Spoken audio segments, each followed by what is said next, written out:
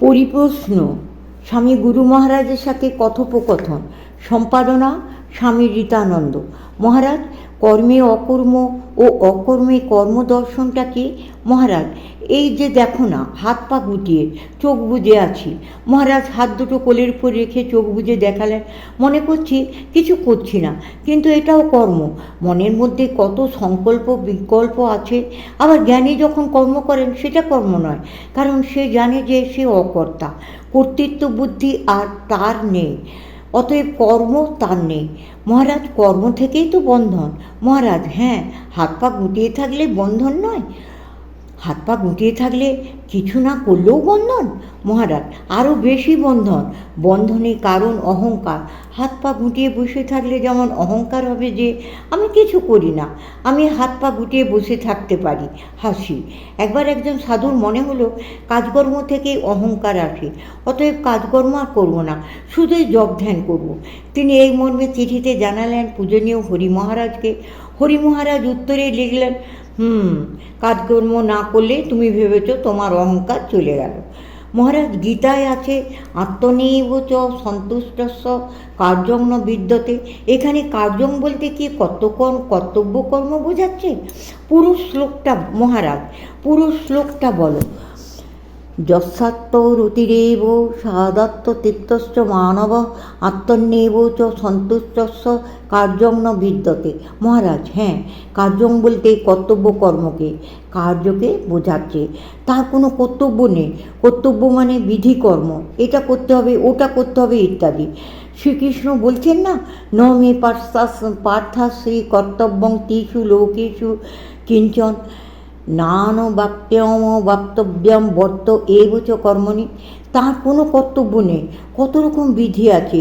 অগ্নিহোত্রং জুহুহ up Somen যোজেত স্বর্গকাম যোজেত, এইরকম।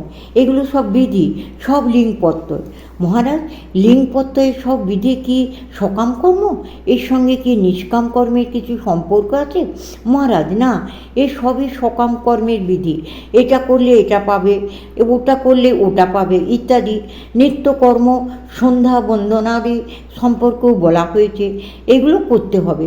সরাসরি কি ফল হবে তা বলা নেই, কিন্তু বলা হয়েছে না করলে দোষ হবে, অকরণে কর্তব্যই হবে, সুতরাং এগুলো করতে হবে।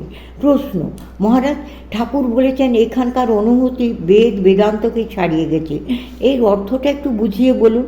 মহারাজ, ভাষায় যতটা প্রকাশ করা যায় বেদ বেদান্ততে ততটাই লেখা আছে, কিন্তু অনুভূতি আরও গভীর, সব প্রকাশ করা যায় না, সম্ভব নয়। তা শুধু ঠাকুর কেন, এ কথা তো যে কোনো সাধকের ক্ষেত্রেই প্রযোজ্য। মহারাজ, তা প্রযোজ্য, ঠাকুরের ক্ষেত্রে এটা মানো কি না? নিশ্চয় মহারাজ। তবে ঠাকুর তো বলেননি এটা শুধু তাঁর, অন্যের এরকম অনুভূতি হবে না, এই কথা তো ঠাকুর কখনো বলেননি। মনে হতো অন্যান্য অবতার বা সাধকদের চেয়ে ঠাকুরের আধ্যাত্মিক অনুভূতির গভীরতা ও ব্যাপকতা বেশি, তাই এই কথাটা বলা হয়।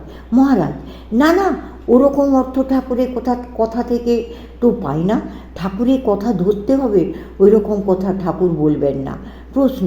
মহারাজ, আমরা দীক্ষা নিয়েছি, গুরু সাধন প্রণালী বলে দিয়েছেন, এটা আমাদের আধ্যাত্মিক জীবনের শুরু এবং ভগবান লাভ হলো চূড়ান্ত লক্ষ্য। এখন এর মাঝে আমাদের কী কী পরিবর্তন বা অবস্থান্তর ঘটবে? মহারাজ, পরিবর্তন এই ঘটবে, আমরা অনুরূপ হব, আদর্শের মতো হব। যেমন ঠাকুর যদি আমাদের আদর্শ হন, আমাদের জীবনও কমে তার মতো হবে, অর্থাৎ আমরা তার মতো পবিত্র আধ্যাত্মিক গুণসম্পন্ন হব। প্রশ্ন। মহারাজ, সমাধি ছাড়া জ্ঞান লাভ সম্ভব? মহারাজ, হ্যাঁ, সম্ভব।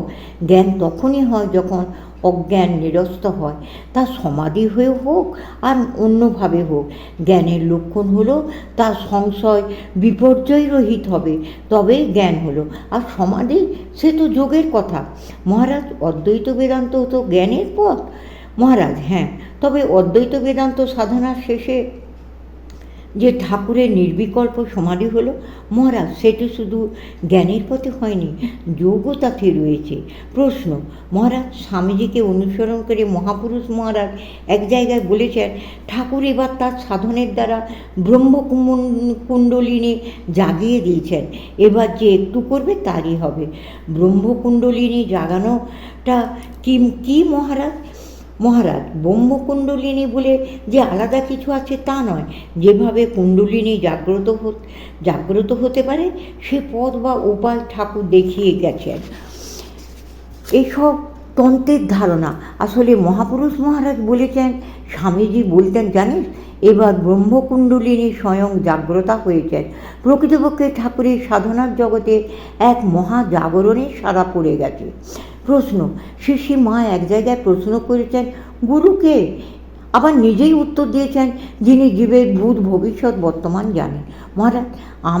মহারাজ, আমরা কিন্তু সেই গুরু নই, কারণ আমরা জীবের ভূত ভবিষ্যৎ জানি না, বলতেও পারবো না। এসব কথা আমি দীক্ষার সময় স্পষ্ট করে বলে দিই।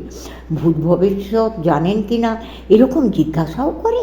মহারাজ, বাবা, জিজ্ঞাসা করার আগেই বলে দিই, হাসি। আগে থেকেই নিজেকে বাঁচিয়ে রাখি, ওরকম গুরু আমরা নই, হাসি। ঠাকুরের কথা দিয়ে বলি যে মানুষ কখনো গুরু হতে পারে না। গুরু এক, সেই সচ্চিদানন্দ। তাহলে মানুষ গুরু কি? মানুষ গুরু সেই সচ্চিদানন্দ গুরুর প্রতীক বা প্রতিমা, যেমন মাটি, ইট, কাঠ ইত্যাদি দিয়ে তৈরি, তার দেবতা নয়। ঠিক সেই রকম মানুষ গুরু সচ্চিদানন্দ গুরুর প্রতীক। সেই সচ্চিদানন্দ গুরুই জীবকে কৃপা করেন। তাহলে মানুষ গুরু কি করেন? যেহেতু সাধারণ মানুষ সর্বদা সচ্চিদানন্দ গুরুর কাছ থেকে প্রয়োজনীয় নির্দেশ পায় না, তাই সচ্চিদানন্দ গুরুর নির্দেশ মানুষ গুরুর মাধ্যমে তাদের কাছে পৌঁছয়। মানুষ গুরু মাধ্যম মাত্র, তাকে অবলম্বন করে বা আশ্রয় করে সচ্চিদানন্দ গুরু জীবকে নির্দেশ দেন ও কৃপা করেন। গুরুকে বলা হচ্ছে ব্রহ্মা, বিষ্ণু ইত্যাদি। মানুষ গুরু তো আর ব্রহ্মা বিষ্ণু নন, তা হতেও পারেন না। এগুলো সব সচ্চিদানন্দ গুরুকেই নির্দেশ করে। মানুষ কখনো গুরু হতে পারে না, কারণ গুরু নিত্য। মরণশীল যে গুরু, তিনি কিভাবে নিত্য হবেন? গুরু ধ্যান করতে হয়। গুরুর মৃত্যুর পর কি গুরু রয়েছেন যে তার ধ্যান করব? আর মৃত যিনি, তার ধ্যান করে কি হবে?